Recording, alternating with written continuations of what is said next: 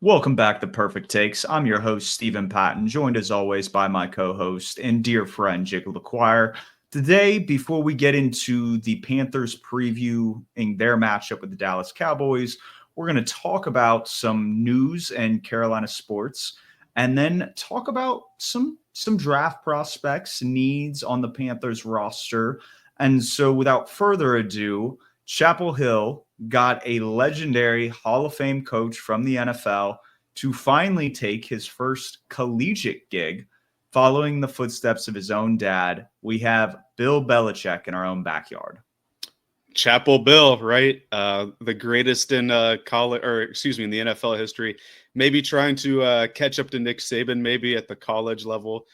We'll have to see if it happens. I think the ACC is one of the weaker of the big leagues in college right now. The NIL era, like the way college is now, he can step in and with his clout and his name, bring in a lot of prospects to Chapel Hill. So if you're a Tar Heels fan for football, I think you'll probably enjoy having Belichick there as opposed to Mac Brown the past couple of years. The funny part is, though, they fired Mac Brown, or they like soft fired him because he was getting up there in age, right? He's 73 years old. He won a title with Texas, but not necessarily built for the NIL era. Bill Belichick is 72 years old, so they kind of shoved the old guy out the door and then brought in a guy who was born 1 year after him. That's kind of funny to me, but it's certainly going to be an interesting experience with Belichick in college because we don't know how that's going to go, right? Nick Saban was at both levels, right? NFL and college. Trying to think of some of the other coaches. Pete Carroll was at both levels. Even like more recently, Chip Kelly was at both levels. Kingsbury. Matt Rule was at both levels. By the way, their NIL program is ramping up pretty big in Nebraska. But Belichick, we haven't seen him in college before. Like you mentioned, his father was an assistant coach for Chapel Hill back when Belichick was just a kid. His like alleged first words were "beat Duke" or "I hate Duke" or something. I'm not so sure about that. My first words were probably like rambles. I don't know if I could sound out "beat Duke," if I was a kid, but we'll just have to see how it goes. It's certainly interesting to say the least.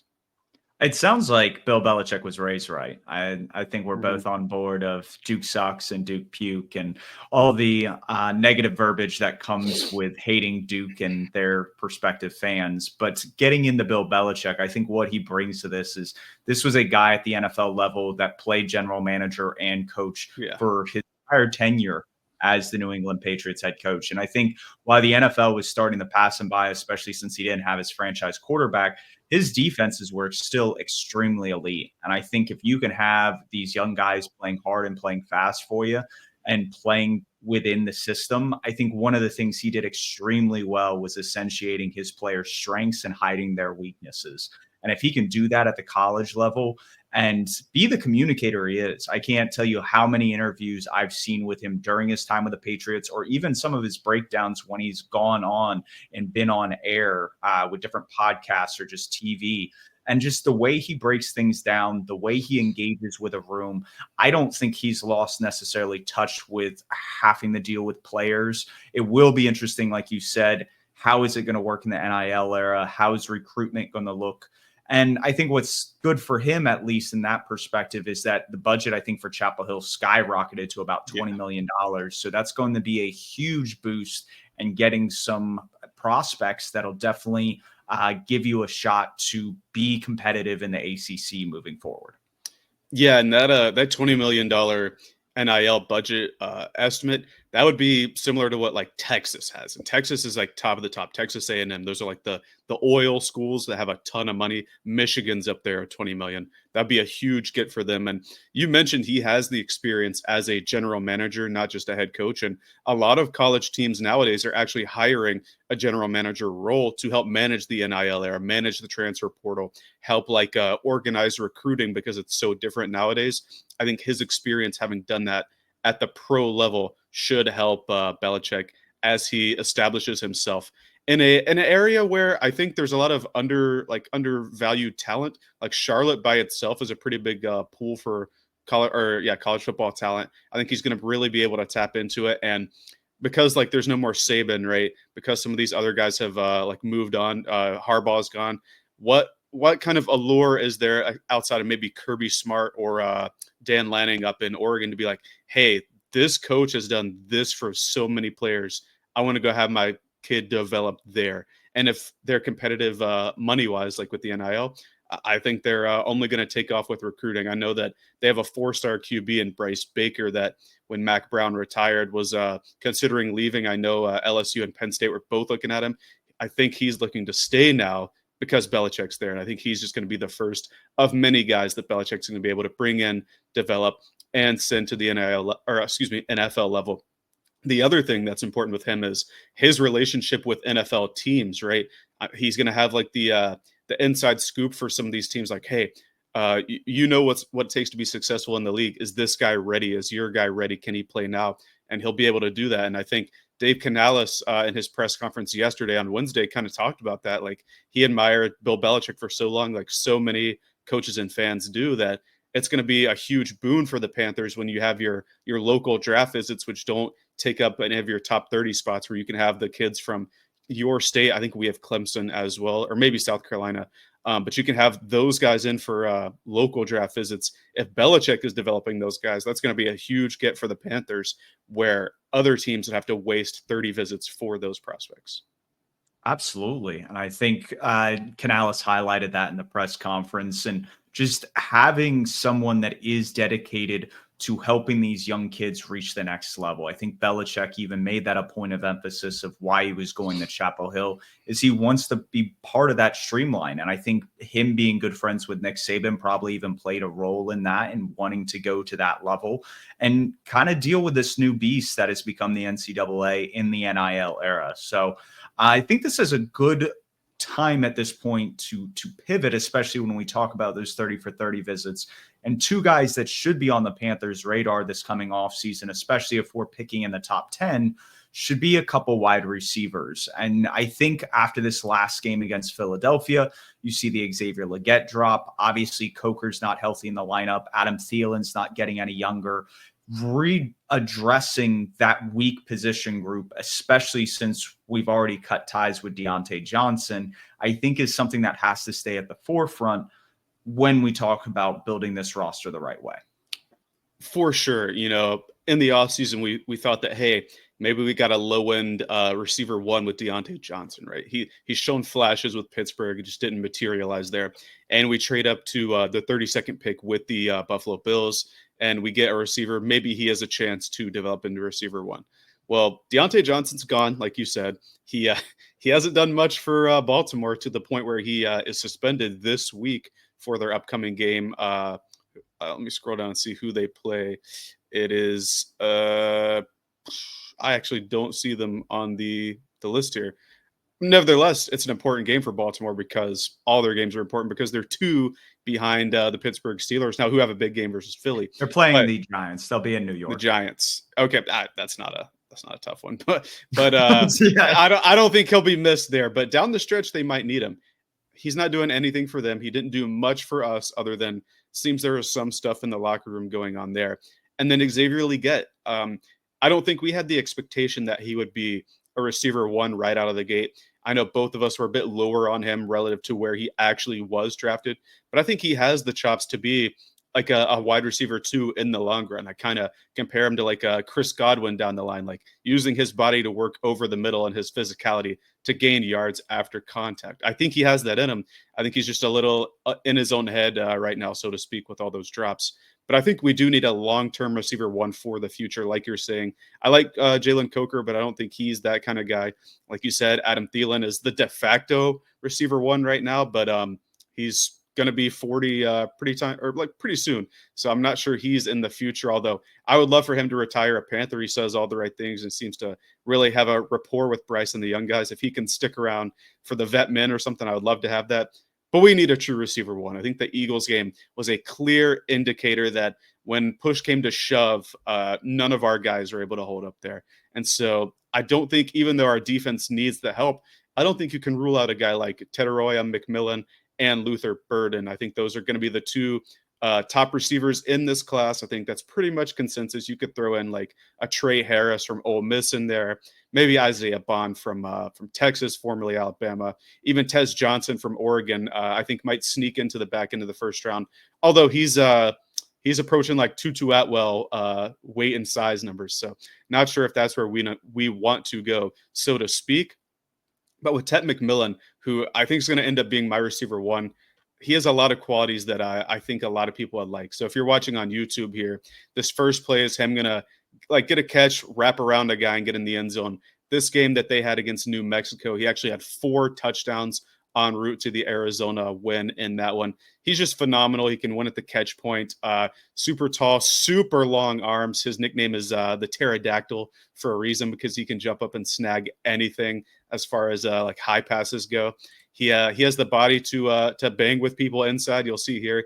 He's the guy in the middle. He kind of gets around this guy and then brings it all the way to the house. I like how both he and Burden can work well with Bryce's ability to extend plays. That's something we've seen like quite recently a lot from Bryce, is his ability to get to the second play, as Dave Canales likes to call it, like in and out of plays. And McMillan's really good at that. You see him relocating there and then housing like must have been a 70-yard touchdown here. And then I can go on and on about like his strengths and stuff. I think his one main weakness is that he's lacking the explosion that maybe a Malik Neighbors would have or something like that. But his hands at the catch point are phenomenal. Like on this play in particular, it reminds me of Devontae Adams, how he kind of waits and like flicks his hands at the end. He's doing a little toe drag, fall out of bounds there, and just whips his hands out, pulls it in. And I think these are the kinds of qualities that you need if you're going to have a receiver one at the NFL level. He can play the X. He's a ball winner. And he has enough juice in him that once he has it after the catch, he can get down the field. He's just not going to dust people like Deshaun Jackson would, but not a lot of people can do that. And I think when you want to look at comparisons or something like that, he reminds me a lot of Drake London when he came out. People were like, oh, Drake London's going to be the next Mike Evans. I didn't really see that, but I think McMillan is a bit closer to that. And when you look at how I think of how Xavier Legette can be used as a Chris Godwin type player, if we get a Mike Evans and a Chris Godwin, have Coker or whomever the third guy is be the slot guy or the move guy, the short route or short yardage guy, I think that's going to be a pretty powerful offense. And Dave Canales, coming from that offense last year, I think he would know how to use McMillan in a perfect way like that. I know we were talking before recording that wide receiver wasn't necessarily on your radar, but like if McMillan were the pick there, if we pick like 7 or something, how would you react to that? So, and I want to say this because I think Tet McMillan, Marvin Harrison, some of these bigger wide receivers that have been projected to be top of their class or towards the top of the class that have these phenomenal physical attributes, can play the X receiver, can run the big boy routes, can win at the catch point, all these things you want out of a wide receiver. Like it's going to lead to more than likely a solid NFL career with good production. I think sometimes where the disconnect is when we're looking at how the wide receiver room is getting constructed in Carolina. I think it would benefit XL to play more on the outside, play against a big physical corner, let him go win those contested balls, especially in the red zone. What I prefer is more of a Malik Neighbors, a guy that has the ability to just create an explosive play out of nowhere, take a short little screen pass to the house, to be able to run by defenders and create these big explosive pass plays in the drop back game. And I think that's critical when you look at a wide receiver adding to this room, because I like Coker at the catch point. Legette on contested catches is honestly pretty good. It's some of these just open looks he has where the ball is just going through his hands and he just needs to spend more time in front of Jug's machine. But having that X factor on offense where he could house it at any moment, that's where I think the other guy that we want to talk about here, Luther Burden, comes in. And obviously he's had an underwhelming 2024 season, but you go back to 2023 and this guy was electric and the tape showed it. For sure. I think I even said it on this podcast that in 2023, if he were coming out of the draft, he probably would have been receiver 2. And that's just how electric he was. Took a step back this year because defenses had to key in on him as like the main guy. But he's electric, like you're talking about. He would bring that element that we're missing. This play in particular, the first one we're going to show here from him, This ball gets tipped right in front of him, but he's still able to adjust and pull it in, and they get about 20 yards after the catch of extra yardage there. They use Luther Burden very multiple, kind of like how DJ Moore was used in college, a little in the wingback, a little bit like Jonathan Mingo. I know that name might scare a little bit or some people, but he has the ability, as you can see there, little catch, whip route, and then through 4 tackles to house it for the touchdown. He can be used in the slot, outside, in the backfield, whatever you need from him. He's going to be the guy that you give screens to, and he can, no matter what, go get you 6 or 8 yards that you need.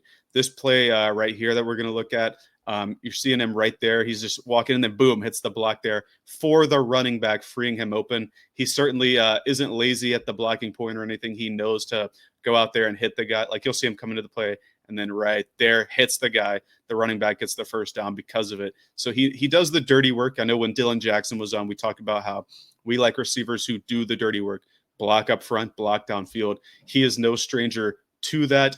And he's also an explosive athlete who can win at the catch point right here. Just a little flat route and then sees the open field, gone. If this ankle tackle doesn't get him, it's a touchdown. But I'm sure at the next level, he is going to be able to take a lot of those to the end zone. Really explosive player. I think before the season, I would have said this would have been wide receiver 1. But I think McMillan showed his chops as not only as a jump ball winner or catch point winner, but McMillan's like 6'5", 210.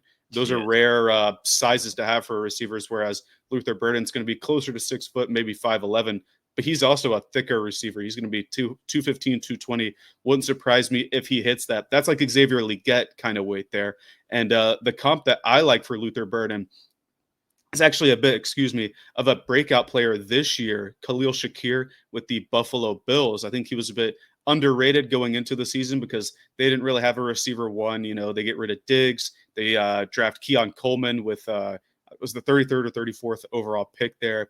He struggled a bit this season. They go and trade for Amari Cooper at the deadline, but I still think Shakir is that guy for Buffalo. And I think Burden is just a souped up, maybe stronger, faster version of that. Like he has the strong hands. You can use him anywhere, and he can get the ball down the field.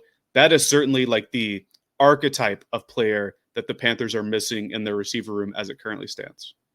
Yeah, having a guy that has more horizontal speed, that quick twitch where you can stop and start on a dime. The Xavier Leggett, it's that vertical speed. Like once he gets going, he's going. And I think you can say the same thing about Tet McMillan. And so I'm just afraid you almost get into a situation where it was where Dave Kettleman was creating the Twin Towers with Kelvin Benjamin and Devin Funchess, that you're just getting these big body targets. And sometimes it's better to kind of have a change of pace, have a guy that forces the defense into certain looks and gives your offense advantageous situations. So that's where I see more the nod to Luther Burden, just based on how this offense is. I don't think offense should be the direction. I think defense will be. And we'll talk about that more in future weeks and obviously leading up into the draft. But if I were to kind of tip my cap to one of these 2 wide receivers now, I would say Luther Burden for this offense would add in an element for Bryce Young and these young guys to where you can do whatever you want, especially with the hog mollies that are now up front for the next few years. For sure. I think either would probably be the quick receiver 1 that the team needs. I actually would lean more towards McMillan. I think with Excel's growth and being able to use him more over the middle, I think you have a nice tandem there between those two. I wouldn't necessarily call it the Twin Towers that Gettleman was building, because while we say Xavier Leggett is like a big-bodied vertical receiver, he's only 6'1". Like his wingspan is limited a little bit, whereas McMillan is 6'5", and then when he reaches up, he's probably like scraping the rim on a basketball goal. Like that's how long his arms are. If you see any of the highlight catches where he catches it and puts it between his legs in midair, you'll see just how much of a freak he is with his arms. I think both of these guys would be very good for us. And as far as what position or what side of the ball we should address, I don't think we have enough talent either way on either side to pick and choose at this point. Maybe in free agency, Dan Morgan can work a little magic and fix the D-line like he did with the offensive line in free agency. I know a lot of the Eagles defensive players are free agents this season. Milton Williams had a very effective game against us. He was in the backfield with Bryce. He's an interior guy. He could be the nose that Ejiro Evero's missing if Evero stays. Josh Sweat is going to be a free agent. He's a good pass rusher. And then Zach Bond, who was their middle linebacker, the guy who had the only sack on Bryce in the game, he's going to be a free agent too. So I don't think we're hurting. And obviously, they're not all going to come to the Panthers. I hope they do. But I don't think we're hurting for defensive free agents in this free agent class. Once that's all worked out, I think then we'll have a better idea of who the Panthers should go for and who's going to be available to them in the draft. Because like we talked about on Tuesday, I don't think either of us necessarily think we're going to stay with a top 5 pick. I think there's 1 or 2 more wins in there. That's going to push us back a bit. So if that happens and McMillan's there, maybe we trade back or something to 10 and Burden's there. I wouldn't mind either of them, but I see the point that you're making. Like, the defensive line does need help. And next week in this little segment here, we'll be showing off Mason Graham, who's maybe outside of Travis Hunter, the best overall player in the class, and then some other defensive tackles that certainly would help the Panthers next season moving forward. Because if we can continue to play like we're playing and actually close out games, who's to say we're not competitive for the division next year? Not overall, but just the division. I think I could see that. Yeah, no, the NFC South crown, it's wide open, and making a few smart decisions in free agency and the draft are going to be crucial. And the only reason why I would say defense is we went offensive heavy in last year's draft in free agency to fix and evaluate the offense around Bryce Young. And we've kind of gotten a glimpse of that. So it's like, okay, I don't know if Dan Morgan's just going to completely offset and go all defense this year, but that's more just one of those things that we need to start investing both draft capital and cap allocation towards that side so that we can be competitive in games and not rely on the offense to just be in a shootout every single week. So only point there, I think this is a good segue into 2 of the worst defenses from a points per game standpoint. The Dallas Cowboys travel to Charlotte, North Carolina, to face the Carolina Panthers at Bank of America. I believe it is a 1:00 game, so no fluky 4:00 time slots for us this week. And what's interesting about this matchup is it's 2 of the worst run defenses going up against each other. That definitely favors the Carolina Panthers, where that's their strength. You have Robert Hunt, Damian Lewis, Chuba Hubbard, Ike Ekwonu, and Taylor Moton are phenomenal run blockers. And so you pair that up against a bad run defense, that's a good matchup. The issue is with the Cowboys, they have a lot of questions and concerns with an offensive line that is still kind of finding its way with a few rookies and obviously trying to replace some Hall of Fame talent that left in the offseason, and have Rico Dowdle and a washed Ezekiel Elliott toting the ball. So that's where I think the Panthers might be able to almost dare the Cowboys to run the ball and then put a lot more pressure on Cooper Rush in this passing attack, because I think that's where the strength of the Panthers defense is. And if we can make this a long day for Cooper Rush, I think Bryce Young is going to have an opportunity to win this game. For sure. I look at last week's what I think Ejiro Evero's plan was, and it was, you know what? Saquon is Saquon, all right? We can't stop him. We're not even going to try to sell out to stop him. But if we can get first down and second down gone and then make it to third down, we can put Jalen Hurts in tough situations and force him to beat us. In the end, he did it with his legs, not with his arm. You can talk to A.J. Brown about not doing it with his arm and how that's going in the locker room and all that. I think that benefits the Panthers if they repeat that, because not only is Cooper Rush not as good as Jalen Hurts and he can't run like him, but they also don't have an A.J. Brown and a Devontae Smith on the outside. Well, CeeDee Lamb is excellent. I don't think he's been up to his standard this year, just with the poor quarterback play throwing the ball to him. If they can repeat that sort of game script like we're talking about and force Dowdle to be the guy, and by no means is he Saquon Barkley, I think the Panthers are going to be in a good position to put this game away. I actually like our chances to not only cover, maybe like double or triple what the current spread is. It's currently -3. By the way, first time the Panthers are favored in 33 games since going back to 2022 when Steve Wilkes was the interim head coach. So a little shout out for that one. But the players in the locker room said it best. I think Bryce Young said it when somebody talked to him. It was like, are you excited that you guys are favored for the first time in forever? And his reply was, how does that help us? We don't start with extra points just because we're favored by 3 points, right? The game starts 0-0. So we have to respect their team and go in and play our kind of ball. And I think that was the perfect answer to that kind of question. I think the big thing for the Cowboys is we should be able to exploit, I think, both their run and pass defense, but their run defense in particular. They lose DeMarvion Overshown, who was really coming into his own, a good outside backer in his own right last week. He has a torn ACL, MCL, and PCL. Super like rough, horrific knee injury. We don't know if he's going to play like even next season because that's quite a few reconstructive surgeries. And I say that like that's important because on the other side, on the outside, is Micah Parsons, and we know he's not the greatest run defender, both in his gap responsibility and due to his size. You know, he's quite a bit undersized for the edge rusher position. I think even if you run at him, their run defense is going to suffer throughout the entire game. And I think we should lean on the run game like you're talking about using Chuba Hubbard. But we got to build off of that and continue the pass game. Because even this last week, before that last drive, Bryce Young had, I think, 108 passing yards. And I think this is the defense that we can take advantage of in that game and help his rapport grow with XL, assuming he bounces back.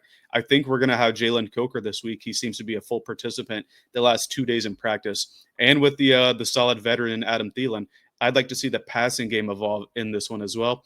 But I think we're going to run all over him. And quite frankly, I don't think it's going to be a close game to begin with. Yeah, I think we differ a little bit on that. And the only reason I hesitate is if we get into a game script where I think we have to rely on passing the ball, that could actually open the door for the Cowboys to play better on defense. And obviously you highlighted Overshown's injury, but this is a team with Micah Parsons on the edge, and he is one of the best pass rushers in the NFL. Then when you look at the back end, Trayvon Diggs, Deron Bland, Jordan Lewis, and Malik Hooker aren't even that bad. So you pair that with two solid cornerbacks, two other good defensive backs. I think you can match up in man against this team really well. And the one issue I have with Dave Canales is he's lived in 11 personnel a lot this year. Can you get big in 12 personnel? Get Tommy Tremble out there. Get Jatavian Sanders. Force them to stuff the box, or get in base package to where you have advantageous passing situations for Bryce Young to get the ball out to his bigger, more athletic receivers, either against smaller defensive backs or slower linebackers. And that's what I'm going to be looking for more with the game plan. Obviously, lean into the run game. Use that to your advantage against a team that struggles to stop it. But I think if you get into a situation where you're asking Bryce to win this plays more into the Dallas Cowboys' strength defensively. For sure. If anything, we've seen this defense with Dallas be opportunistic over the past couple of years. I know Dan Quinn is gone, but since he was there, they were one of, if not the league leading defense in terms of takeaways. You know, they're opportunistic. They'll jump on routes to get those picks. That's kind of a detriment to them as well. We saw in Trayvon Diggs all-pro season where he had, 11 or 12 interceptions. He also gave up over 1,000 yards. Deron Bland is kind of the same way. A lot of interceptions, but he gives up and has a lot of coverage busts trying to go for those interceptions. We talked about how Bryce Young likes to extend plays. If he can get them to bite, I think we're going to see open stuff all day long. The other thing with the Cowboys defense is they're actually a surprisingly good third down defense in terms of conversion rate. They're top 5, but when you let your opponents like convert on first and second down, you're not going to have a lot of third downs where like they even have to have third downs. Like their third down conversion rate is deceptive. It's kind of like how our defense last year was top 5 in total yards. Well, yeah, it's because they get short fields because of our punts and we don't move the ball down the field. It's like some of those statistics can be deceiving. But I still like the Panthers here. I don't know if we want to hop into Purrfect Takes territory yet, but I'm going to like lean into mine a little bit because I didn't get my Thursday one last week. I'm going to have to go away from that this week, but I actually think the Panthers are going to win by 2 scores. And it's going to be the first time since week 3 when we played the Raiders in Las Vegas. This current Dallas team seems to me like it's in a similar spot. They're spiraling. They actually won a couple before losing this last week. Mike McCarthy, there's talk about his job security. I know a lot of players are coming out saying they want to play for him, but Jerry Jones really hasn't done anything to address that. I think the Panthers are going to win quite handily here, and I think this will be the convincing win that the team needs and the fan base needs to prove that they can close out games, that the culture is growing, that kind of thing. So my official take is that we're going to win by 2 or more scores. But I think it's going to be a good, fun offensive game for us to watch. I wouldn't be surprised if it hits the over. I think it was at 42.5. But yeah, I like the Panthers in this one. My one concern on our on offense on our side is Chuba Hubbard is the guy right now because of Jonathan Brooks' injury. Even if Raheem Blackshear is good to go, they don't like to give him offensive touches because of how important he is in the return game. The Panthers did just sign 2 wide receiver, running back, special teamer kind of guys, maybe to try to offset that. Trenton Irwin, the former Bengals receiver, is now on our practice squad, and Velus Jones Jr., who was a high pick for the Bears a couple years ago. We took him off of, I think it was the Jags practice squad, and he was taking reps with the running backs today. So I'm going to be interested to see how the running back position is played out. Dave Canales likes to give Chuba like all the carries, but I think if we're going to be a little more conservative down the stretch because we don't have like running backs that have been tenured with us, maybe we see some Velus Jones carries or some Mike Boone, who's our practice squad guy, carries. That's the one thing I want to see is how much is Chuba given the ball. And if we're up 2 scores at some point, maybe give some of the other guys touches to where we're not wearing him down because we still have 3 more games this year. Yeah, no, you definitely have 3 more games after this. And I don't think 25 carries is obscene total. Mm-hmm. I think using some of these other backs, whether it be Blackshear or Velus Jones, is more in some of these third down situations where you need a pass catching receiver that can be electric with the ball in his hands and give Chuba Hubbard a breather in between sets of downs. So I think that's more what I'm looking for in this game. Obviously, we're wrapping up towards the end of the year. I think we've maintained Chuba Hubbard in terms of health-wise, in terms of carries, very well, and I don't think that's going to change. But having a larger dosage of the run game, I think, is necessary against a team that struggles to stop it. I think that's the angle. If you want to get into a situation where you control this game, keep winning the line of scrimmage. I mean, you paid all this money for the guys up front. Let them move the line of scrimmage and give yourself an advantage to stay ahead of the sticks rather than behind them. For sure. And then I think we're officially into Purrfect Takes territory now. So I'll go back and talk about it. Since it is Thursday and we need to make it a little bit bet related, I'm going to have mine be like a Panthers alt spread of maybe 8.5 or more, just so it mirrors my take that we're going to win by 2 or more scores for the first time since week 3. That's like the only time all year we've won by 2 or more. And that game was really by like 4 scores. The Raiders put in some garbage time points in the fourth quarter there when Aiden O'Connell had to step in and they were playing against our backups. So hopefully we get another game like the 36-22 victory that we had in Las Vegas. I'm not sure we see it, but I think the Panthers will win by I guess 9 or more points, since that's 2 scores in today's league. With how well people can get 2-point conversions, that's actually a positive for the Panthers. We're good at 2-point conversions. Yeah, no, being good in short yardage situations is definitely critical. Having big body pass catchers and Xavier Legette, JT Sanders definitely helps down there by the goal line. I think that's a good perfect take. I think for this being a game set up against 2 of the worst defenses, it just gives off those vibes that it's going to be 17-13. It's going to be a grudge match. I think the Panthers definitely pull off the W. I can just see this being a very low scoring affair just based on game script and the talent on both sides. My take, I'm going to parlay a couple different money lines because I don't have like a really engaging like, oh, this player is going to do extremely well. I could probably lean into a Jamar Chase just since he's on my fantasy team and I want that boost. But that could also mean some bad voodoo. So I think there's going to be 4 teams that are on the road in the 1 o'clock window that pull off the dub. And the Cowboys aren't going to be one of them. It's going to be the Washington Commanders heading down to New Orleans, the Kansas City Chiefs heading to Cleveland, the Cincinnati Bengals heading to Tennessee. And what's interesting with that one, you have Zach Taylor and Brian Callahan facing off, teacher versus mentor. And I think most of the time when you look at records of the predecessor compared to the guy that leaves, the former guy, the teacher, ends up winning the majority of those games. So I think the Bengals win that game in Tennessee. And then the Baltimore Ravens get right after their bye week and beat the Giants in New York. So I think those four games, you can take the money line. Don't want to necessarily touch the spread on those, especially with the Chiefs being involved in that group of games.